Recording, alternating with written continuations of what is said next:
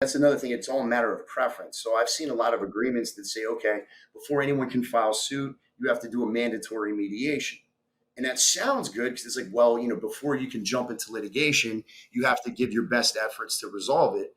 But if that clause is not written properly, anytime there's a disagreement, it could be read that you have to go to mediation. So you guys fight one day, you got to mediate. You fight the next day, you got to mediate. That becomes very expensive, and that in and of itself becomes a pain in the ass. So Yeah. that's not what you want to. So again, like arbitration provisions, I don't really like them because there's very little room. Like if you go to arbitration and the arbitrator gets it wrong, then there's very little room for change. So it's Hmm. unlike in a regular like lawsuit in a state court or in a federal court. You can if you have an unfavorable ruling, especially like a final judgment, you have the opportunity to appeal. You can take it up to a Hmm. higher court and explain why the judge got it wrong.